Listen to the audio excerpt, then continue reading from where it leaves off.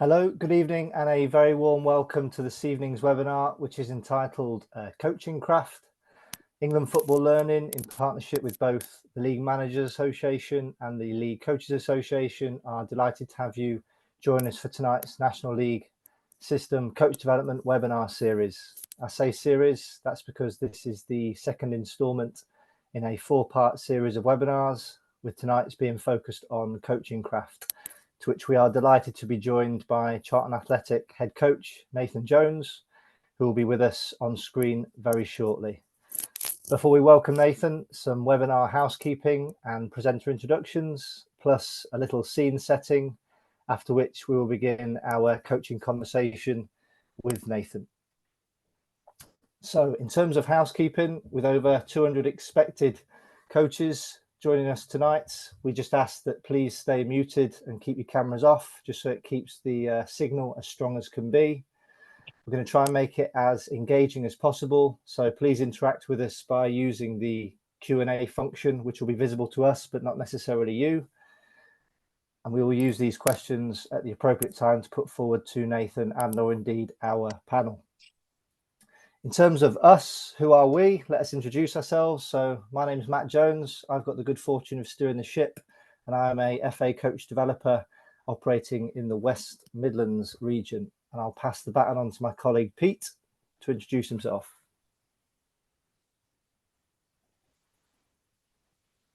Hi there, I'm Peter Augustine. I am the Coach Development Officer for London and the South East. Yeah, and that's me. And we're also joined by Lee.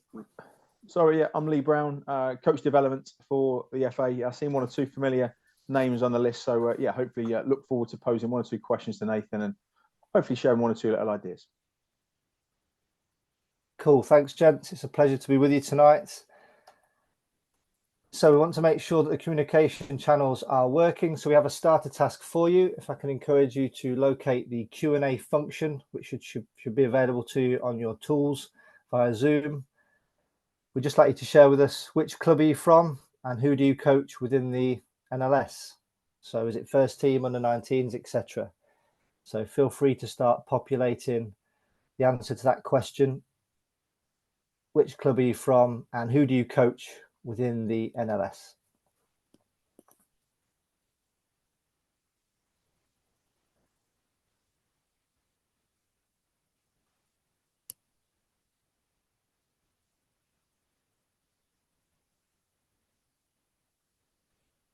Lee, who have we got signing in tonight that you can see from the Q&A responses so far? So I'm just looking down briefly. We have several first team managers. Jemiah, Sporting Kelsa. I think that's at step 3. I think it's step 3, is it? Jemiah, step 4 of that system. We've got Sean and James from over in Coventry. Just looking down a little bit. Yes, several first team managers. David's working with the 23s and 18s at Long Melford. So again, a mix as well as managing the first team. So yeah, quite a few first team coaches, but one or two that are working in a talent pathway as well. Cool. Well, you're all very welcome indeed. As I say, keep using the Q&A function. We'll be prompting you throughout the night. And once we get into the meat and bones of talking with our guest tonight, Nathan Jones, I'm sure you'll have some pertinent questions you want to put forward. So please do keep utilising that facility throughout the webinar. In terms of our objectives, what are we going after this evening? So as I say, the overall heading is Coaching Craft. That's the title of the movie, so to speak. But what are the chapters? Well, we're going to explore how to plan in line with intended outcomes, the match day plan and overall training cycle. So what is it that you're going after in terms of training and match day, and how do those two links together to enhance performance? Where we're going to go about this is by hearing from our guest, Nathan Jones, who has a wealth of experience across various different levels and leagues. So we're going to use the questions that we formulated as FA coach developers, linked to our coach development framework and some of the key headings within that shapes our coach education and coach development offer, to pick out some of Nathan's experiences and get him to share. And I suppose the biggest challenge for you as listeners tonight is to make sure that anything that is thrown into the mixing pot, which is all good food for thought. And we know football's full of opinions, which is what makes it a beautiful game, is you deciding, well, how does this link to your context? Because it's got to be relevant to the players and the ability and the level at which you are coaching at, in order for you to utilize it to help you in your coaching journey and indeed help your players. And hopefully that'll have a positive impact on your performance on the training field and indeed on a match day. So that's what we're going after. So again, if I divert your attention back to the Q&A function, what does coaching mean to you? What would be your response to that question? What does coaching mean to you? What comes to mind?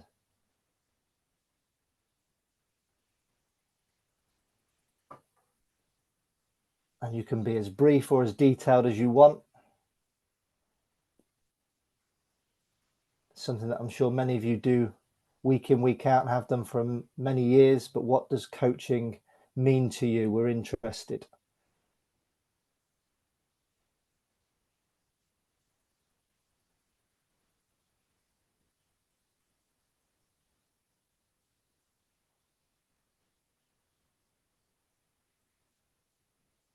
I'm a big believer in sometimes pausing, especially when delivering online, because when you're trying to think of a good answer to a question, if you're anything like me, sometimes silence is golden. So the power of silence is important. Certainly is for me to think. Nice answers coming through, Matt, in the Q&A section. So we've got some things around like development and progression, around supporting individuals, developing individuals, vision for players, vision for the side as well. Some clarity on what that looks and feels like. Yeah, I think that's come across, like developing players, developing people. I think that's the most common answer that we've got. Helping people as well. Tom Stevens has put helping people. So is that developing? Yeah, I guess linking to something around make things better when they don't go to plan. Big challenge happens to us all. So when things don't go to plan, how do we change it? Yeah, a whole range of answers coming out there. Ryan's put around sharing knowledge to the players. I guess the challenge is how do we share that, which we might get into a little bit with Nathan in a second, and having like a philosophy and style of play as well. So that's a nice answer there from Ryan. Refining is another word. Improving, refining abilities and skills. Phil's throwing that one in there. Ability, Joe's put around conveying messages. So again, we might speak to Nathan a bit around how do we get messages across to individuals and groups, especially when you've got a variety of people that engage in different ways, or not, as the case may be sometimes. So yeah, a whole variety of answers there. A lot of it around supporting and developing and progressing individuals. Yeah, it's quite a big question, but also quite a personal question. And one for maybe coaches to take away is, depending on when you started your coaching journey, is what did coaching mean to you when you started? What does it mean now? And maybe one to reflect on after the webinar tonight is, does your answer to that change based on hearing the experiences of our guest, Nathan Jones, tonight? So keep an open mind, keep the answers coming, because that's great detail. Coaches must possess the ability to design and deliver a thriving learning environment. This is a key bit of detail, one of many bits of detail that's within the FA Coach Development Framework. And as mentioned earlier, this is if you like, a coach-driven document with a lot of research and time taken to formulate it, which has been done to help us try and formulate the best offer we can provide as a football association to help coach development and coach education progress and move onwards. So at this point, I would like to welcome our very special guest, Nathan Jones, who is going to come on screen now. I will shortly stop sharing the slides, but just before I do, for those that aren't familiar with Nathan's coaching journey, try to summarize it on one page.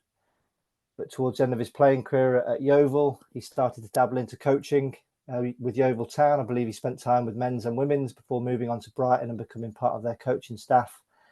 And then he was fortunate to move into his first lead/head coaching role with Luton Town, where he spent a successful period before moving on to Stoke and then returning back to Luton. In the last couple of years, he's made his way to the Premier League, spending time at Southampton, and most recently has been appointed at Charlton Athletic, where he currently is the head coach. And I'm sure he will share experience from across those many teams and clubs that he's been part of and all the coaches that he's worked with and all helped to shape him. So Nathan, it is a warm welcome. Thanks ever so much for giving up your time at such a busy time of the season. No, thank you. Thank you for having me. And I'll pass you over to my colleagues who have got some questions for you. Good evening, Nathan. Thanks for joining us tonight. Got my first question for you. I mean, did our research correct with where you started your coaching journey?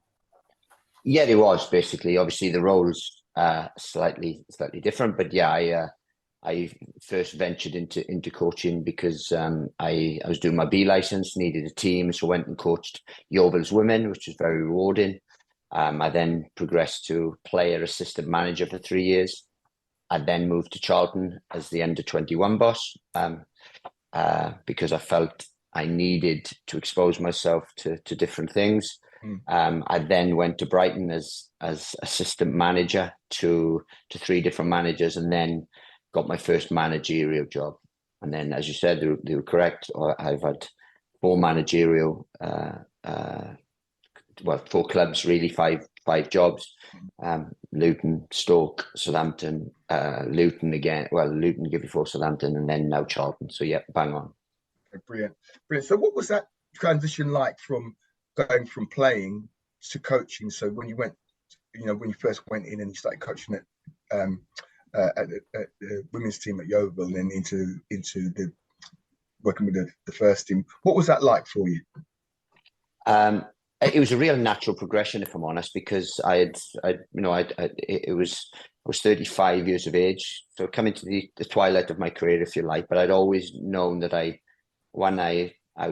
had an adaptitude really for coaching and wanted to go into coaching. And I knew from early days I wasn't going to play in the Premier League. So I managed to work and do a lot of work alongside that to prepare me for a role once it came available. I was at a very good club at Yeovil. They earmarked me early in my time there. I was 7 years, but after 1 year, they said, look, we'd like you to be here for a long time. So all the supplementary things with the women and a little bit of coaching in America when I was very young, these all prepared me for an aptitude to go into coaching and to developing players. And I felt that I wanted to do that. I was that kind of player. Wasn't brilliant myself, but always liked to give of myself to others. And then that just got me a natural progression into the first opportunity at the Yeovil. Right. Lee? You're on mute, Lee. On mute. There you go. So, yeah, when you started that journey, I guess what did you think you knew at the start of that journey that maybe you've learned or you didn't know, and you kind of think about like 10, 15 years later, you go, actually, I didn't know that, but I thought I did. Oh, I was always very realistic and very humble on my coaching journey. I felt that I could affect players because I did that as a player, as I was going through my thing. I felt that I could have an influence on players. I was very fit, very dedicated. I invested my time in sort of my diet and my supplementary things like gym work and core work, long before they were actually fashionable. So I felt I could have an impact. And by the way I conducted myself, people were influenced by me. So I knew that I could do that. Then I always thought about things, structure, and about certain things, what I would like from a coach, from a manager, that at times I didn't get. So that influenced me. And I thought, right, if I ever get the opportunity, this is what I would like my manager or my coach to be like. Look, I knew very little back then, tactically. Technically, I felt I could influence people. But in terms of the knowledge I have now, all that time later, this is 10, 12, 14 years later, it's an evolving process, a constant evolving process. And now I'm still learning. I've been exposed to some good things, but some bad things. But one thing is for sure, every single day I go into work or every single match I come up against, I learn something. I guess that thing about coaches kind of not saying earn your stripes, but actually, what do you take from each game? So like, what have you learned from each game, whether it's around the opposition system, strategy, individuals, how they operate? And I guess that's something that maybe coaches can take away. Like, what is it from each game that they might do differently based on their experience of an individual game? Yeah, absolutely. But what I have learned and what the biggest learning curves for me is to really concentrate on your team. get your team the best version of that it possibly can be. And then, yes, you're going to have to make certain tweaks for opposition and so on. But I've always been a believer in imposing our style, my style, our style, the club style, or our system, or whatever that is, on a game. Now, you learn from that. At times, you have to not be as aggressive. At times, you have to maybe give a bit more respect to certain things. But one thing is for certain, you do learn week in, week out. So that might be something for like the coaches on this call to consider then, like what's the process to get your team to be playing in a way that you wanted to play before you start considering the opposition in more detail. That might be a little bit of a lesson or something that you would be an advocate of. Oh, absolutely. But the question was there, what are people's definition of coaching? Well, for me, so if I can just sort of have a little sort of a segue for that, or a bridge to that, for me, coaching is two things. It's improving, infecting, or imposing your on a group and on individuals. So when if you're an individual coach or you're just a development coach, then you have to influence, affect, encourage, inspire, whatever you want to call it, or improve certain individuals as a team, as a first team coach, or as a manager or head coach, or whatever you want to call it. You have to do that with individuals, but then first and foremost, you have to do it with the team, and then you have to improve the individual within that team framework. So it's double, really. You have to improve the team, and you have to, for me, coaching is to improve and to inspire a team or group of individuals, and then individuals within that framework. Yeah, so I'm going to link that nicely into the next kind of question, really, in terms of improving individuals. So a lot of the coaches will have talented players, maybe like 18 to 21, and you obviously worked in that pathway, like 18 to 21s at Charlton, and now in the first team environment. And maybe you've got those young players that they think they deserve to be the first on the team sheet, but you've also got those experienced pros that are going, no, you might not be ready yet. I guess, have you got some experiences you can share, and advice you can share, and opinions on how you might nurture talented players into a first team environment when you've got some senior players in there? Well, first and foremost, I like to give them a set of principles, firstly, and it's not so. Relaying my time at Charlton, I went into Charlton, I had a talented group. From the 18s that came up into the 21s were a very, very talented group. I knew that. They were athletic, they were talented, and they were just ready to learn. So that is a real good starting point for any coach or manager. But I said to them, look, we're going to create an environment here. As a first team, we've got the academy, but with that bridge in between, where we're going to create a first team environment. So I wanted them to develop. I wanted them to realize the importance of winning. I wanted to realize the importance of getting better. And then when they went up into the first team, I didn't want those to just hold their own at first team level. I wanted them to impact. I wanted them to be different. I wanted them to improve the group whenever they dipped in and out, or eventually ended up there. Now, every day I wanted to make them physically better, tactically better, technically better, and then I wanted to inspire them. So for me, the biggest thing about coaching is changing lives. That's the thing. I come into coaching. My biggest reason for coaching was to change lives, and you can do that within the team framework, and that's what we're doing with young players. So yes, young players sometimes have egos, sometimes have real ambitions, sometimes lack patience. But what you have to do is give them a set of principles that will make them better to play for whatever team they're in, or to give them a career moving forward. And then when it comes to like being in that first team environment, and you're given or you're asked to put those players in and bed them in, and that's part of the philosophy of the club. Like, how do you go about doing that? Again, it's trial and error. If they're good enough, then I'll take my current club. Charlton has a fantastic academy, has a fantastic record of developing players. Now they've had managers in the past that have been really bought into that. Some have been against that, and some have been under pressure that they haven't been able to do that. With me, for example, I'm a big believer in young players. If they're good enough, then give them an opportunity. Now, when you have young players in, they can sometimes bring a freshness.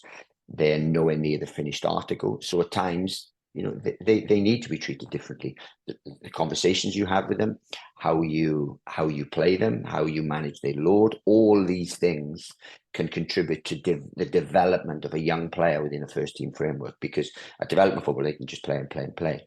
But when they come into a first team environment, one, the tempo's quicker, two, the pressures are quicker, the demands, then certainly the environment if it's a fantastic environment, then fine, they could flourish. If it's not, then they have to adapt to that as well. So there's so many things you have to consider. But the big thing is dip them in, see how they get on.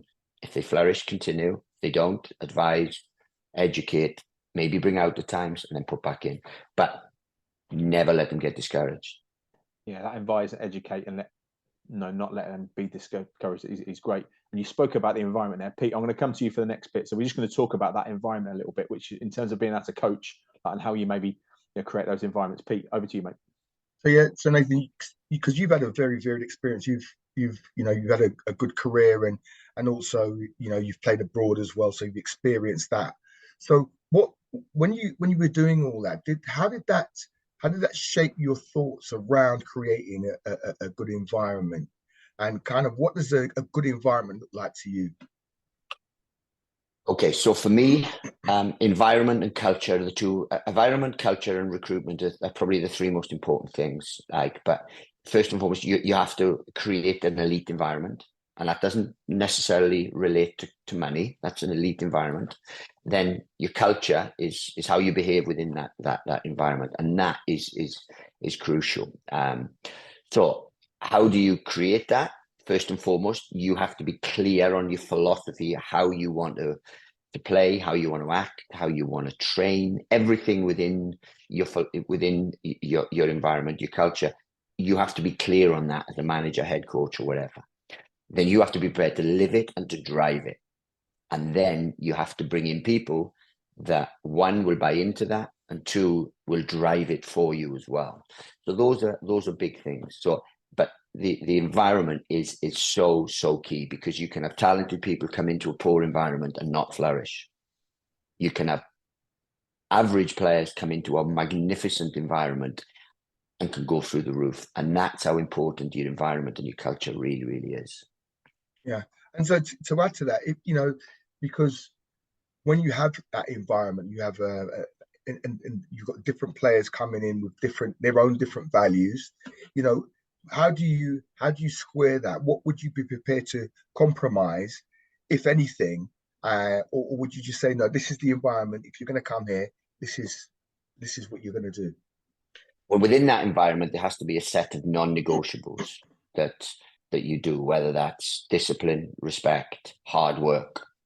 Then certain individuals will come in and bring different values, bring different characteristics, and I give them freedom to flourish as long as they stick to the non-negotiables. Then we encourage individuality, but within a team framework. So everything has boundaries. Everything has clarity on how you want to do stuff. And then you let individuals go and let them bring that individuality to your environment. But you never compromise on the non-negotiables, and they can be different. For me, there's 3 or 4 that I don't compromise on. And as long as they are adhered to, then you look for that individuality, because that's what brings it together, and that's what then can really push on an environment. How in my career, I've seen very good environments and I've seen poor environments, and I know which one I prefer. I've seen managers that weren't great coaches that created great environments and were very successful. I've seen really good coaches that let an environment slip and weren't as successful as probably their coaching ability should have been. So all the time with playing for 8 clubs throughout my time from different managers, different coaches, I tried to glean as much as I could from individuals, from managers, from coaches, and so on, and thought, I like that improved me. I didn't like that didn't inspire me, and those little things, and that enabled me throughout my career, because I was always looking for my next career as I was playing, to shape how I do stuff now. Yes, it's interesting, because we want to talk about the playing now, Lee. If we've got some questions around that, and how we get those players to be able to buy into that environment and what that looks like for them as individuals. Well, look, there's 2 ways really, because one, you can inherit players, but your non-negotiables don't change, and then the players have to buy into that. Then the recruitment side of stuff, which I always really like, and which I prefer to be a manager rather than the head coach, because I believe that recruitment is something I've invested a lot of time in and believe that is so key. Then you go out and recruit the individual that can come in and implement that will buy into that, and you find out about the character and things. So when I am recruiting people for my environment, they're halfway there, because I know about their attitude, I know about their work rate, I do all a bit of research on everything else. When I'm inheriting a player, then first of all I have to find out about them, I have to find out about their past history, and then I have to find out how they've been acting within the current environment. Then if I am happy with that, fine. If I'm not, can I change it? If not, then I quickly make a decision on that. But you know, how people buy into your environment will set the time frame for how successful you are. Yes, it's an interesting one, because I think the phrase you use was actually an average player could flourish in the right environment. And I guess the challenge is, a lot of coaches working at non-league football, they're short of a few goals, and you go out and try and get the best centre forward who's playing in the league below or coming back from an injury. But that doesn't necessarily mean they're going to score goals if they don't fit into maybe the culture and the environment you've created. So I guess it's really interesting maybe for the coaches. I guess for me, it would be something maybe to think about for the people listening. Like you get those players who are like sponges, who just want loads of information on the training pitch, but then you've got others who are just waiting for that game of five-a-side at the end. Like, how do you adapt your coaching behaviours maybe to those? Or maybe a better question, would you adapt your coaching behaviours? You've kind of answered it a little bit, maybe not. Depends on whether they fit into that environment, that culture or not. Would you adapt? What might you do in terms of your coaching behaviours, those sponges and those five-a-side lovers? Oh, I think you have to adapt, because what you know, your non-negotiables is how your team plays. Those are your non-negotiables. This is how I want my team to play. This is the work that we will do on a regular basis to ensure that we play that way. This is your role in that. You know, those are the non-negotiables. How I get them individuals to do that is an individual thing. I can be very aggressive with some because they need it, and I can demand and I can demand. I might have a young player that comes up that's not used to that style of coaching, thinks it's alien and doesn't respond well to that. I have to tailor how I coach to each individual. When I coach the team, of course, this is how I want us to play. I tend to coach how I want us to play. So I'm very front-footed in my coaching methods. I'm very aggressive in terms of how I go about my coaching style. But then with each individual, I have to talk to them differently. I have to know how I can get the best out of them. And for each individual, we do an individual development plan. So we speak to them, we find out about their home life, we find out about what inspires them, find out how they respond and what makes them better. And then we tailor it as best we can. I can't go about and speak 20 different ways to 20 different players, but there'll be a theme.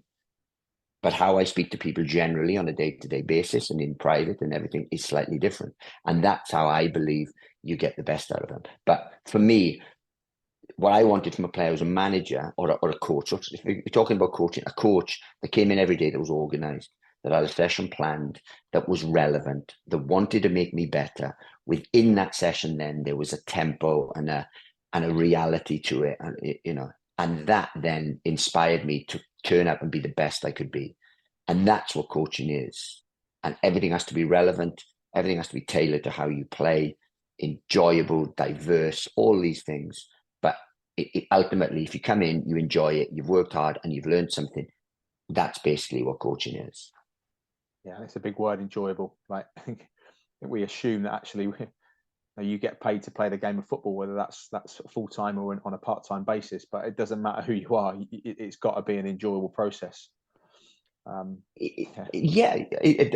look, it's not just about, people seem about enjoyable, that you're happy, you're laughing, you're joking and stuff. Sometimes it isn't like that. I mean, you look at Olympic athletes, or, would you say Mo Farah enjoyed his training when he's at altitude running 3 20-minute miling with, ridiculous hills and can't breathe and everything? Is that enjoyable? No, but it's relevant. It's what he needed to do to break world records, to win gold medals.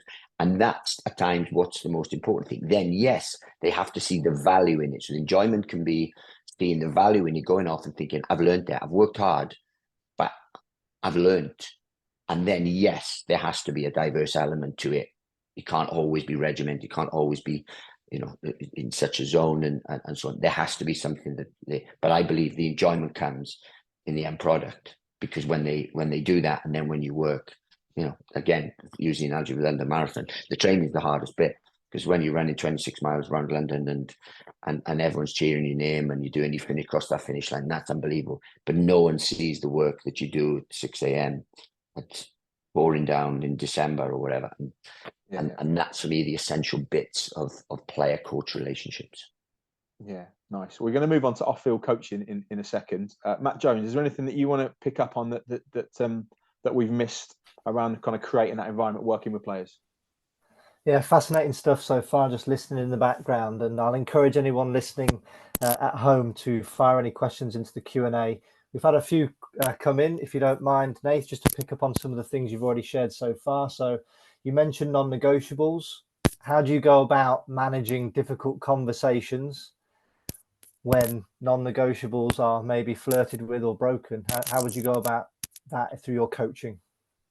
You do them early as possible. For me, if there's an issue, you deal with it immediately. But your non-negotiables are non-negotiables. It's in the definition. If anyone flaunts that, those are the things that are to your core, that mean something to your core, that if they are flaunted, so timekeeping. If someone flaunts that and finds it acceptable, how are they going to implement what you want on a Saturday and be that disciplined? If respect, and we have every club I've been at, a one team, one goal ethos, where it's not just I have respect for the player. I know the grounds, I know the cleaners, I respect them. We give them self-worth, so that they are the cooks, they are contributing to what we do on a daily basis, so that the result is not about me coaching and I take all the credit. It's about myself, my coaching staff, the players, the ground staff, how we recover, physios, sports science, what we eat, every little thing about that, and everyone to buy in. So those are non-negotiable, so they can't flaunt them. But how we go about implementing that is I have a conversation really early. If anything does get flaunted, nail it, and whoever it is, just make it a point of going, look, that's not acceptable. Whoever you are, come on, we move forward, properly, not with flaunting those non-negotiables. Where did your non-negotiables come from? As in, were they from your upbringing? Have they always been within you as a player? Are they non-negotiables that you've picked up on from other coaches / environments you've been part of? For me, they've been things that I've lived my life by.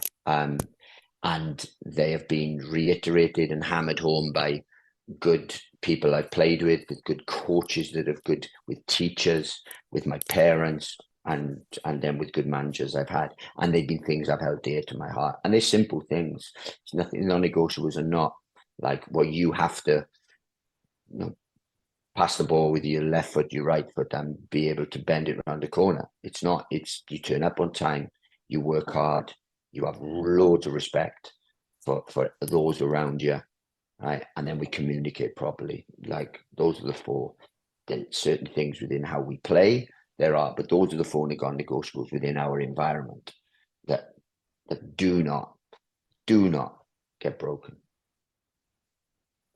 And the reason I thought they were good questions is because it's a skill, isn't it, to be able to set the scene and achieve the buy-in in order for those non-negotiables to work and add to a healthy environment. So I thought that was a really pertinent question. But first and foremost, you have to live it and drive it, because there's no point me preaching something when I turn up late for a meeting. There's no point me preaching something when I have a go at the groundsman in front of everyone and make him feel. So I have to set them, live them, and then drive them. And so do my staff. And then so do the players. And then that filters through the whole football club. Yeah. So just one other one before I pass back to Lee and Pete. So we know that there are big differences between coaching in the Prem and the Championship, to mention but two, budget and facilities. But if we hone in on what you can learn as a coach, what did you learn, or was there more than one example of something you learned around coaching craft or coaching knowledge in those higher leagues and higher environments that you think would be quite easily implemented lower down, but it took for you to get to the high level to learn it? Okay, so there's difference in budgets and so on, but they're not the things that matter, to be honest with you. What I found from Premier League to Championship now is probably the fifth best league in Europe, sixth at worst. So it's fantastic, the Championship. The Premier League, there's just an abundance of money where things don't matter. Your food's better, you fly in a plane instead of a bus, all those things, but they don't really matter on a day-to-day basis. So the big difference in managing Premier League and Championship is tactically, in terms of everything you come up against. In my first 2 months of coming from the Championship, for example, I managed against Roberto De Zerbi, Unai Emery, Jurgen Klopp, and Pep Guardiola. Were 4 of my first 6 games. Now that's an eye opener. My debut at Southampton was away at Anfield, and I managed against Klopp. Those were the differences, because at the Championship you get away with certain things, but you're coming up against world-class managers, world-class structures, world-class players, and if you are not as prepared as you possibly can be, then you're going to get punished. And that's the biggest thing about managing the Premier League and Championship. Then from Championship, League One is exactly the same. The gulf, it's not quite as big as to the Premier League, but that's the difference. In terms of facilities and stuff, Championship clubs now are fantastic. They've got everything you need. You've got everything you need at a Championship football club. At Premier League, it's just, there's an excess of everything you need. So what would be your advice? What learning do you take from that top end? What advice would you be giving to a coach who's coaching further down the pyramid, who's gone, go on, give me a bit of coaching knowledge that is applicable to me further down the pyramid? In all aspects, it's, for me, be very prepared. Be the best version of yourself that you can be, and you and your team be the best version of yourself, because that's all you can do. I can't ask Liverpool to be poor on that day just because they're playing Southampton, or I can't ask Shrewsbury to be worse today because you're playing against Charlton. What it is, you have to concentrate on being the best version of yourself. Then you have to be tactically very aware of what others are doing and how to implement your style on them. Then you have to combat their ones. But we prepare probably 70% on what we do, 30 on others. That might tweak certain depending on the team. But for me, it's about preparing your team, your players, your structure to be the best version it can, because that's what you can really affect. Anything else, you don't know. But I don't know who Liverpool are going to play. If they don't play Salah and don't play Mane or don't play Van Dijk, then that helps me. But I don't know that until 1:45 on the Saturday. So all you can concentrate on, affect what you can. That's the most important thing. But be the best version of yourself. That's what I've always tried to be. Right, and it links into something we educate coaches on around. There's almost like 3 categories: the things you can control, the things you can influence, and the things that you can do, technical term, diddly squat about, but they're still going to impact. So it's interesting that your answers will fit into one of those 3, and you're saying, actually, no, focusing on what you can control, because that will help you to influence the things that might just swing your way, and it's about those fine margins.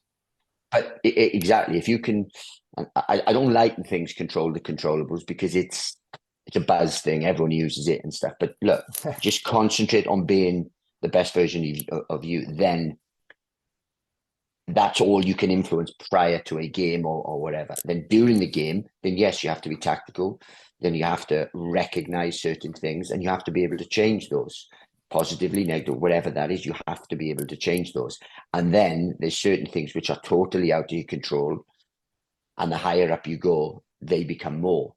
Because if a world-class player decides, you can have the best game plan, but if you come up against Lionel Messi and he decides that he's going to have the best day, then you can't control that. You can try, and you can try to influence that, but you can't control it. So those are the things which are out of your control, and you can't really worry too much about those. So control what you can, be ready to influence as much as you possibly can, and then everything else is God's will. Great. Pete, off the field coaching. Yeah, so some of the stuff that you talked about controlling stuff, and being able to control bits that you can control. With that, how do you use analysis, and how do you use analysis now, and how did you use it when you first started, if you used it at all? Analysis has been a massive part. It's a great one for affecting players. It's a great learning tool because words are good, but visuals are so much more powerful. Now we use analysis to prepare to prepare a team, but also to reflect in terms of debrief, and then definitely on a day-to-day with training and with affecting the individual and improving the individual. Now, when I first started out, Steve Coppell was the first one to ever do it, and he Yeah. did his homemade version. I mean, it was archaic when you look at it now, but it was the first I'd ever seen, and it was a really good tool. 2 or 3, probably 4 or 5 bits on the opposition, and they were so powerful, and we were very successful under Steve Coppell, and that was part and parcel of it. When I first sat out and we were at Yeovil, we used to have to do it ourselves on iMovie. Now, iMovie would take hours and hours and hours to clip and to do and to prepare a video that we had to put on DVD and then show it to the players, and it was so time consuming. Now we have a thing called Sports Code and Huddle, where I can clip out the game. It can have 20 clips all around themes. I can clip out training all around our principles, our themes, our non-negotiables, how we want to play, everything. Show them to players individually, collectively, and it's a great learning tool. It's so important. We do analysis every day, whether that's group, individual, or unit, and it's so powerful, and it's essential. For me, it's essential. Yeah, so because now there's such a plethora now of cameras now, especially all through the game, even at junior levels, so grassroots clubs. So what kind of advice would you give coaches who are working, say, at those levels, at non-league levels, of how they might implement analysis, given that they have sort of shorter spans of time in which to try and get those clips out to their players?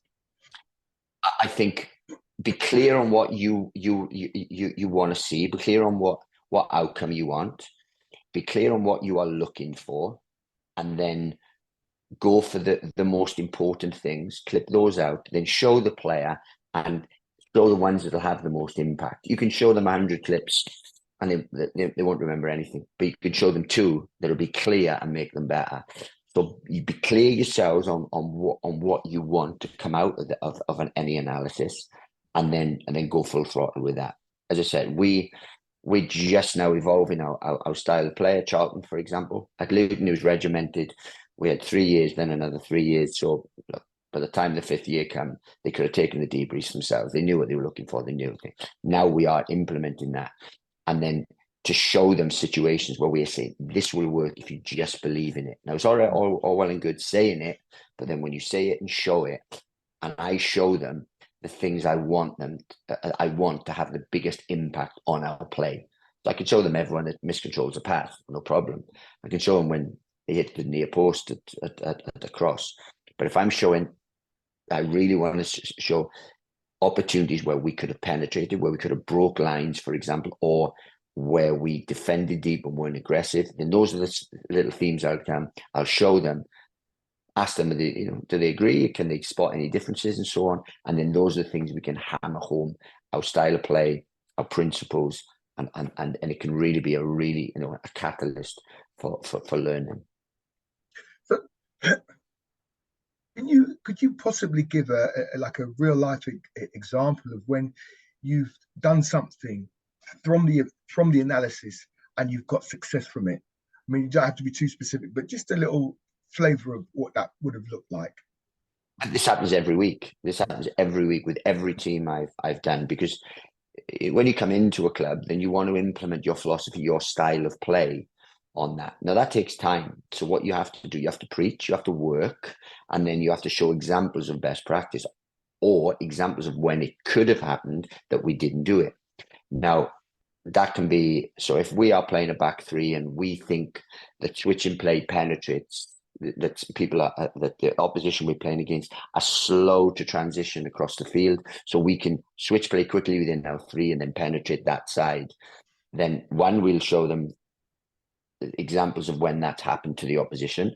We show them examples when we've done it well in training, and then we show them examples of, look, we did it in training, we worked on it on Thursday in our tactical session, this is where it happened and we got in, or this is what we could have done but we moved it too slow, they then got and we missed the opportunity. Those things then help to reiterate their learning. So when we ask of them the following Thursday, preparing for a Saturday game, to go, right, if we do the same thing, we'll get in against these, or if we do something different, we get in, then they go, okay, hang on, these watch this, they know what they're talking about, this is an opportunity for us to win a football game here. And eventually all those little tactical things that we work on, they buy into and they go, right, this is gospel. I love that, because I think that's sometimes when we talk about analysis, and especially at the non-league level, we kind of think that, you know, we just got to show the bits that are the faults, as opposed to the ways of actually making a difference to the way we play. So Nathan, are you still there? Yes, absolutely. And it's not just a fault corrector video analysis. It's a reiteration of good work and showing them that if they believe in it, these are the outcomes. And if they do best practice, these are the outcomes. And it all revolves around the way we play. We don't tend to clip out individuals. Someone picks up the goalkeeper, goes past 10 players and bends it top. I haven't worked on that. That's an individual thing. So we'll congratulate them on it, but that's not the stuff we show. It's all around structure and how we improve moving forward, stuff that we can really affect. Yeah. So we do a reiteration, not just a correction tool as well. That's brilliant. So how do you then work with all the other? We talked about analysis. How do you also work with your S&C coaches, your other first team coaches, to make sure that you get the right messages across to your players? What does that look like in your environment? Okay, so I'm very respectful of the group and everything, but when we were at Yeovil, for example, we had a non-league budget. We were League One, but we had a non-league budget, so we couldn't afford S&C analysis, so we had to do it ourselves. So I learned that myself. I was player, coach, went to Asda to buy the food. I do the warm-up, I'd then play, I'd clip out games, I'd behind goals at opposition grounds, filming on a little HD camera to film set plays illegally. So please don't let that go. So that we could prepare our team to be the best version we could be. Now, for example, there's a clear philosophy of how we do stuff. So my head of sports science is what I work closely with, because they control the environment, how hard we train, when we train hard, and then the monitoring tool, the evaluation tool, the same. He's actually Monday, Tuesday work really hard. Can we come down on him? And that takes trust. Then the analysis side of stuff, you have to have someone that I've had an analyst for 8 years. When I first came in, he was very keen, not very educated. And he's been with me now all that time, and someone I trust implicitly. He sees the same things that I do. He clips out games and clips out certain things that I need to see. So he is an extension of my coaching staff and someone that makes my life far easier. So it's important that you get people you can trust, people that can work alongside you and see what you're trying to implement and can then back that up. Brilliant. Lee. Yeah, I'm going to just touch on something around. I guess it could be on-field coaching, but off-field coaching as well. So just use a bit of an example. She's just looking at like turnovers or transitions, we might call it. So you mentioned kind of could be that you looked at the opposition and they're slow to get across the pitch, and you're looking at playing one side to the other to get at them. Like how much, when you're doing that, how much emphasis would you put on like a negative transition? So let's say it's a 4 or a 6 playing in the centre of midfield. Like how much work would you do with them around the what ifs? What if we lose possession of the ball? Because I think it's something where as coaches we often think, like, this is what we do when we've got it, this is what we do when we haven't got it. But like, how much emphasis do you put on that in terms of positionings and roles and responsibilities? Every time you attack, you have to have balance. That's what we preach. I'm not a coach unbelievably expansive and is the total liability when we turn the ball over. I always coach that we want to attack aggressively, we want to attack with fluency and potency, but the minor flip side of that is we always have to have balance. We always try to keep +1 in the back line, whether that's 2 centre halves and a defensive midfield player, or 3 centre halves and one of them will go in front, and whatever that is, we always try to keep +1, and then we look for reactions. So again, it is, no, let's be the best version of ourselves. But if the worst happens, 1, do we have balance? So are we able to cope with an immediate transition? And 2, how quickly can our mindset shift from trying to be a super aggressive, front-footed team that wants to score goals to one that immediately wants to get into defensive mode and stop an attacking action? And that will link from the work you do in around analysis straight onto the training pitch, I guess. Absolutely, but we work Tuesdays at our counter-attacking day, so we call it counter-transition day, whatever you want to say, which are attack from defense to attack primarily, and then also attack from defense to defense. So I believe it's a big thing. So we work on build-up, penetration, final third. We then work defensive shape, aggressive and mid press, and then we work on transitions. Those are the 3 facets about how we work around our working week.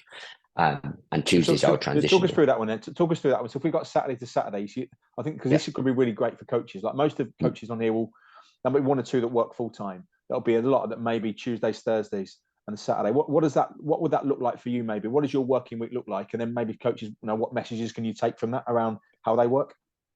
Okay, so I like to work short, sharp bursts in terms of tactical. So Monday is a recovery day for the starters, but a physical day for those who didn't. But on that Monday, I will want to get an element of in possession tactical work, looking at the following week. So Sunday I work. It's a hard day for me. It's a difficult day for my family because they think they're getting the husband and the dad back, but they're not. And I have an idea of how my opposition play. So Monday I will do a 15-minute session, which is a recovery, low impact, but gives us a tactical element of in possession. Tuesday's a really physical day. So that short, sharp burst, and that's our counter-attacking transition day, where everything is fast, quick, aggressive play in possession, and then absolutely aggressive out of possession. Thursday, I do my tactical day. Now, I can be majority of time working on in possession, but depending who we play, I have to make sure that if it's someone that's not massively expansive and doesn't cause us massive problems in terms of that we haven't come up against again, then it'll be a big in possession day tactically to really be the best version of ourselves. If we come up against, so again, when we come up against Man City, for example, it was a big out of possession day because they could hurt you in every single way possibly. So we had to, one, be so secure out of possession. So Thursday was that day to do the relevant tactical work. Then I sleep on everything. And if I'm happy, Friday's just a short, sharp day. If I'm not and I want to tweak anything, I do that on Friday. So those are the working week. I usually have Wednesday off. The players have Wednesday off. So that's how we work our week. And then it's collaborated with sports science as well, because you taper the week so that it's built up and then comes down so that ready to go on Saturday. Everything's periodized. There's a word called periodization, which I'm not trying to be patronizing or condescending. I didn't have a clue what that meant until 8 years ago. But now everything we do is periodized, and that is structured over a 6-week period to get the maximum we can right towards the end of the season. I think that in terms of periodization, let's not go down that route now, but certainly from a loading perspective, it might be really useful. So just recently I was working with a coach at step 3, and let's go game day minus 48 hours. So we're training Thursday night, and the last thing they did was like some 5-a-sides. And my question to that coach, it was around developing a coach and supporting them, was around that physical loading piece, game day minus 48 hours. And you've articulated that actually your tough stuff is on a Tuesday, and from a tapering process, and tapering being just reducing that physical loading on a Thursday. So what might that Thursday session look like that you can give some advice to for coaches? Because it may be that they've played a game on a Tuesday night. So what would a Thursday look like? But it can constantly adjust because you have to adjust loads. But bearing in mind, I played non-league. So I was an apprentice at Cardiff and had 1 year pro, and then I played a year non-league. And in that year non-league, I would run to my girlfriend's on a Wednesday night, which was 9 miles, and on a Friday I'd run back. And I had one of my best years in football and got moved. I could have gone to Coventry in the Premier League or Luton. So when I look at what I did then, it was crazy in terms of a loading thing. So whatever you train your body to do. So if on a Thursday night they're doing 5-a-sides, if that's what you do regularly and they handle it, then you don't necessarily have to do. Now, for us, in terms of what we do, we can't work. So it's a second day recovery, which I didn't have one single day when I was a footballer, by the way, but now that's come in terms of coaching. So we have a second day recovery, and then it's a physical day for anything that they missed up. So we try to have big open spaces for those who didn't play on the weekend, so that they can replicate the 6-7 kilometer thing, which gives them 70% of what they probably would have done on a game. So that by the time Monday night comes, everyone's in the same position physically. Then Tuesday, we work really hard. Tuesday's our day, so that any after effects of that, Wednesday they can recover, they can come in. Thursday, if you get a little bit of DOMS, which is delayed onset, then it's nothing to do with the game. Then Thursday day is my tactical day. That is probably not as intense as a Tuesday. Well, it isn't as intense, but it's opened up. We still have to have an element of intensity, because how we want to play on Saturday is how we train on Thursday. So there has to be an element, just not the volume.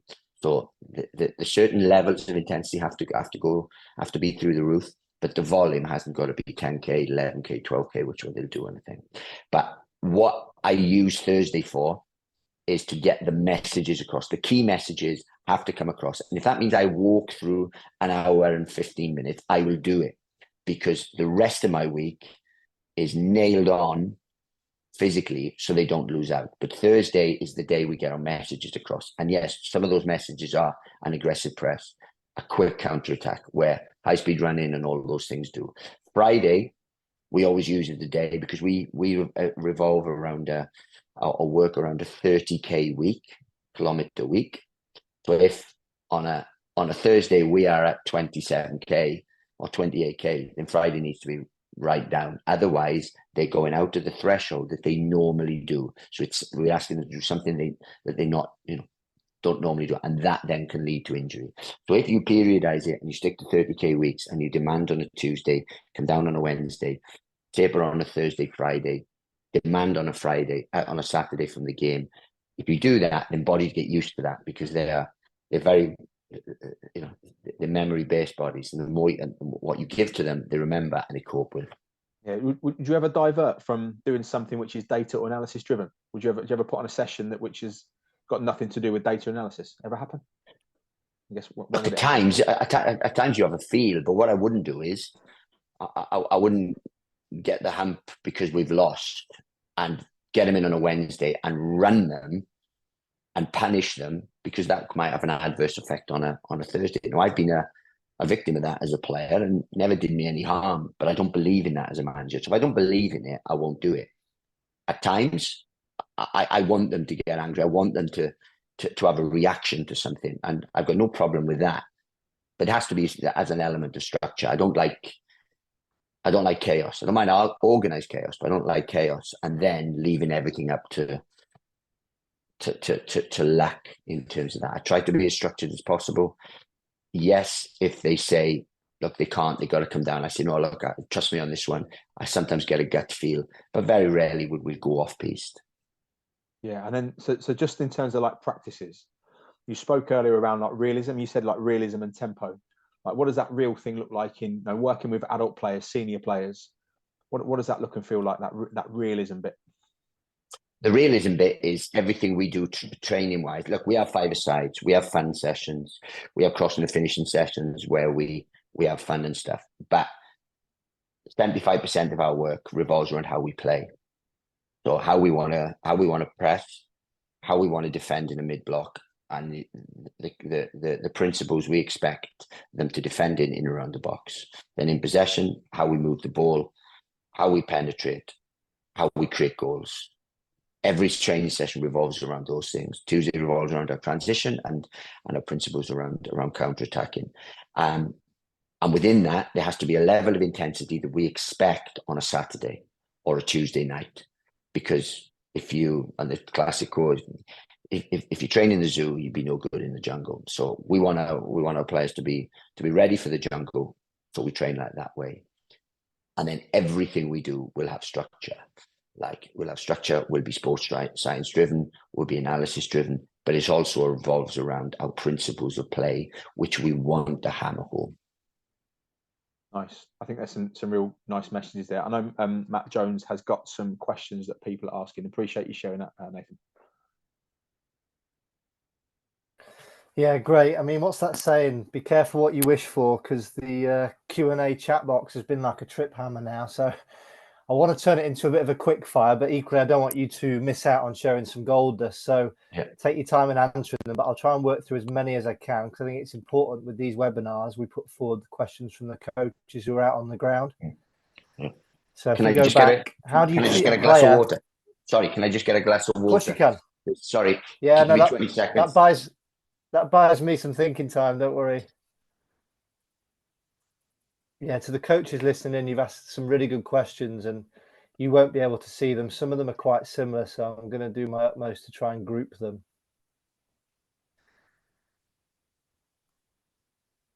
And hopefully we'll get through the majority of them. Well, I think I quite like what Nathan said there about, if you train in the zoo, you're not ready for the jungle. I think that's a really poignant piece there. I've written that down, so I'll be stealing that, Nathan, when I speak to my players next. Listen, we all plagiarize stuff. It's not my saying this. A lot of people have said that, but for me, it's you train how you play. That's basically the message. Yeah. Good coach is a thief. Just got to know why you're stealing what you're stealing. Absolutely.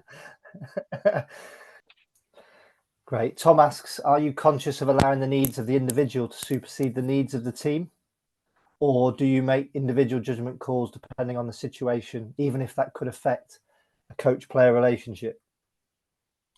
I don't think an individual's needs should supersede the needs of the team. I think the needs of the team are paramount. They come first. The needs of the individual, then you have to cater for within a team framework. But if the needs of the individual become greater than the needs of the team, then that's a difficult place to be in. Dom asks, so you spent some time briefly at the start of your coaching career working with female players in the female game. Does your general coaching behaviour start on a different level before individualising? And was there any differences between coaching in female to male game from your perspective? It was a wonderful experience. It really was. I found them to be on the ladies team that or the women's team that I coached, so responsive in terms of they came, no ego, no preconceptions. They just wanted to learn. They had an open-mindedness that not every male team I have worked with has had. And they came there with a willingness to learn, to want to get better. And I found it a wonderful experience. I think that was back when the women's game wasn't as sort of as advanced as it is now, and I think maybe there's different issues now, or differences now within coaching women's team and coaching men's team that wasn't there then. But all I can do is say about the experience I had when I coached Yeovil's women, and it was a wonderful experience, and one that really opened my eyes to a really good coaching environment. Great. Will asks, bearing in mind that you've talked a lot about recruitment and how that's been a key part of your coaching craft, like learning how to recruit effectively. So Will asks, what is the best way to get every player to buy into a playing style and philosophy when players are used to something different and they're coming from different clubs or environments? Well, there's a difference between recruitment and inheriting. So if you inherit a player that's worked, for example, with someone else, so you come into a club, players have been used to playing with a previous manager and so on, then then changing their mindset, then that can be more difficult. When you are recruiting a player, that's a lot easier, because as long as you do your homework, you do your due diligence, and you go after the right type of character, athlete, and player, then that helps your coaching process. Because if I'm honest, if you get recruitment right, you don't need to be as good as a coach or manager as if you get it wrong. Yeah, that's brilliant about the recruitment, who you're looking to invite in or who you're inheriting. Again, it's separating, but then also trying to merge those two together. I can imagine is quite fruitfully challenging at times. It is, and look, I've gone into, so I've had 5 jobs, and every club I've gone into has been an underachieving environment. So when I went into Luton, they were 18th in League Two. When I went to Stoke, they were a Premier League club that got relegated, that were 15th in the Championship, but they were expected to be first. When I went back to Luton, they were bottom of the Championship with 9 games going to go, 7 points adrift. Southampton were the biggest underperforming Premier League side in the current year, and then when I came to Charlton, they'd gone 14 games without a win. So I don't know what it is about me. Either I'm a sucker for punishment, or I got tarnished with the name of someone that should be called if you're in trouble.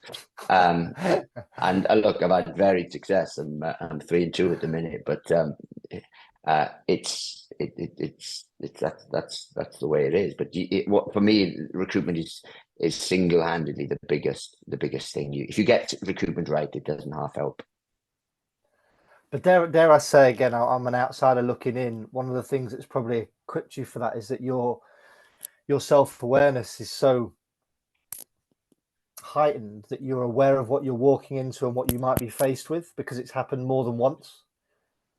Yeah, to be honest with you, at Stoke, I didn't. At Stoke, I felt I could change the world. That's what big thing in my thing is. I like to change lives, is what I was saying. So I don't shout that from the rooftop, but when I coach, I want people to be the best versions of themselves, and I will drive that, and I will invest my time, energy, life in making them better. Whatever they need, I will do.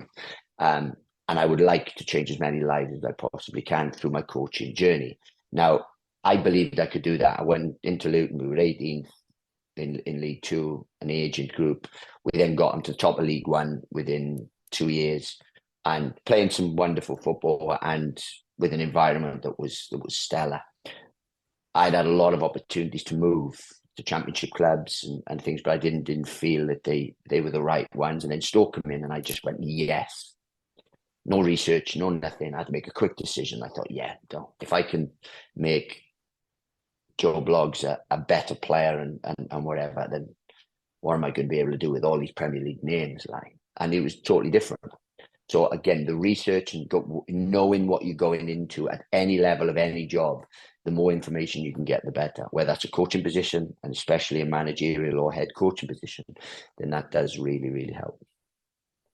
Well, kudos to you for sharing that sort of vulnerable moment, if you like, in your journey, because I think it probably reassures a lot of people listening tonight that vulnerability is probably natural when it comes with coaching and all the contributing factors that make it different and unexpected. So no, I appreciate that. Last couple, if you don't mind. So Aaron asks, have you ever considered, so quite a specific one around the game, have you ever considered or used a matched up in the back line to offer a more aggressive approach when you're going forward? So are you going 2v2, 3v3 at the back? Yeah, always. I mean, to be fair, how we press is man for man anyway, in terms of that. But in terms of balance, whether that's not to say if they have 2 front men, we have 3 defenders behind those. We have a +1, whether that can be 1 in front and 2 behind. We use that. So we don't just go 2 for 2, because again, it's just about having balance. Because even if that gets cleared, the one you have in front can then, we call it rest defense, that can then start things off and go again. So the balance is just a +1. So in the back line, that doesn't necessarily mean behind. That can mean 2 and a 1, or 1 and a 1 if it's just 1 up front. So that's what we do. So we are man for man and effectively a screen. Yeah. And that goes back to what you were saying earlier about the importance of understanding principles of play with balance and cover being a principle Yeah. of play. Yeah. Craig asks, you mentioned about what a week could look like for you. So Craig asks, when would you typically work on set play routines? When would that come into a working week? A Thursday and Friday. So Thursday and Friday are obviously the more proficient you get, the more honed they get. It doesn't necessarily need 2 days then, but to be fair, we nail them. We nail certain principles, especially defensive in pre-season. We work on those continually once a week, and then in attacking set plays, we will again get proficient on a set play book, and then use certain ones tailored to each and every game. So we do as much work as we need to, whether that's an hour, whether that's 15 minutes. It can vary depending. How closely do you work with your goalie coach? And what freedom do you give your goalie coach? I give autonomy to every member of staff. I like to recruit. I like to evaluate every single one of my staff, or bring people that I trust, know that can implement everything that I want to do. So then those members of staff, once they get to a level of trust with me, get real autonomy to be able to do their job. So I work closely with them on aspects that are relevant, and then they get enough freedom to do the work that they need to do, which also gives those a self-worth, so that they I don't employ a coach to then do everything myself, and I try to employ people that are better than me at doing certain things, so that I can look good on a Saturday. Yeah. Last couple, working lower down the pyramid, how do you deal with players and pitches that don't match up to your principles of play or playing style, i.e. players not able to perform because the pitches are not suitable, i.e. to try and pass? You adapt. That's what you do. Like in life, like in anything you do, you adapt. So if you want to play a perfect way, but you are working at League Two level, then you have to compromise, because there aren't that many Kevin De Bruyne's at League Two level, and there aren't too many Wembley stadiums. So you have to adapt. But that's part and parcel of working your way up. And I've been very, very fortunate to manage at all 4 levels. And I've come back to League One, and I remember all the pitfalls and all the difficult things that I had to cope with when getting Luton promoted from League One. I remember all those now, so I am better equipped now to handle those. And there's no point, we went to a club the other day that I can't remember the last time they would have watered the pitch. It meant the spectacle was taken out of it. Then it was blowing a gale, which meant that it put a kibosh on any kind of classic spectacle. But we had to manage it, and we had to make sure that we didn't lose the game, and we did that. And that's just adapting to whatever you have to do. Great. I'll finish with this final question, if I may. So you probably get asked questions day in, day out from the media. As my colleague Lee said when we were warming up for this, our questions are designed to catch you in, not catch you out. So what I'd like to ask you to finish off is, under the heading of sort of coaching craft, which is something you've said you're always learning yourself, even with the many years and different experiences that you've got. What one question do you wish you get asked more, or we haven't asked tonight, that would give you a chance to give an answer around coaching that you think other coaches need to hear? Probably the one question that I would like to ask the top coaches is, like, why do they do it? Why do you do it? And coaching is different from managing, by the way. So if you are not, so I'm word of advice to all budding managers on here, or those managers, or I probably can, they can agree with what I'm saying. Coaching is really good. You can change lives. You can have a real influence on people, and it's so rewarding on every level. Managing can have the same impact, but it consumes your life. So if you're not prepared to give up every part of your life, and be clear on something and to drive something and to let it affect every part of your life. Don't become a manager. Don't become a head coach.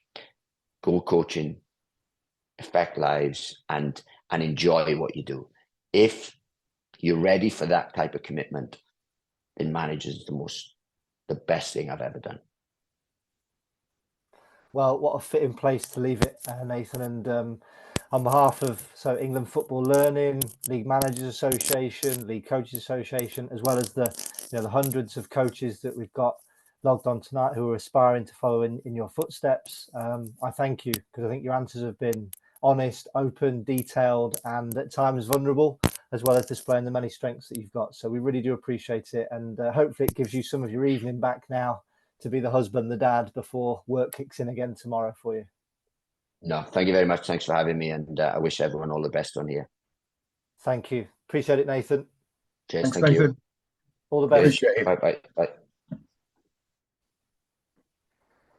So for the coaches just staying with us, we're just going to share a screen now to signpost you to some other bits and pieces that are available to support you on your coaching journey. Can you just confirm that's visible for me, Pete?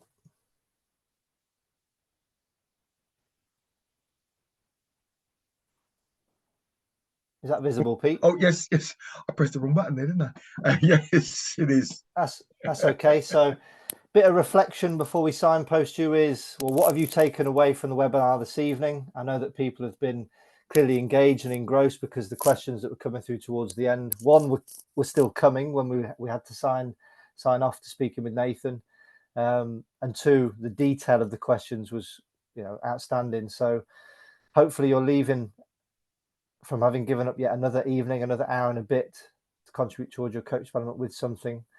And then I'll link it back to the question we asked you right at the start. What does it mean to you and your coaching context? Because I know we've talked about Nathan coaching up at the highest level in the Premier League, and he referenced his time in the Championship with Stoke and Luton. But he was also quite keen to dovetail it with what he'd learned in coaching in the lower leagues further down the pyramid, which is where all of you are coaching tonight. So it's important to link whatever learning you've taken away from tonight with your context. So if you do get a chance to share in the chat box /Q&A facility before you depart, then that'll be really good feedback for us. In terms of what's available to you, this is, as I say, the second of 4 webinars that are available to you over the coming months. We have one upcoming on the 20th of May, Developing Individual Player Potential, and that's planned to be with Neil Ardley. And then a final webinar, Understanding Game Approach, on the 24th of June with Ian Birchnell. There's also some in-person events planned. So one at St George's Park on the 12th of May. And then there is an event up in Manchester, so the Northwest, on the 26th of June, details of which will be sent to you directly if you haven't already received them. And then in terms of digital support, things you can access on your own time. So the FA have a coach cast of various podcasts with people within the organisation, and indeed outside the organisation on occasions, sharing experiences across the game. Our England Football Learning website with sessions, blogs, videos, etc. And then talking of videos, we also have a very popular England Football Learning YouTube channel, which again, you will find hopefully some helpful resources which you can apply to your own coaching. So we will leave you with that in the way of signpost, and finally finish with a thank you to say we appreciate you giving up the time. We hopefully that you are leaving with something that's going to benefit your coaching and make you 1 or 2% better. And we wish you well with your onward coaching journey and enjoying the final few weeks of the 23-24 season. We hope to see you at a coach development event very soon. Thank you again on behalf of everybody involved in tonight's event.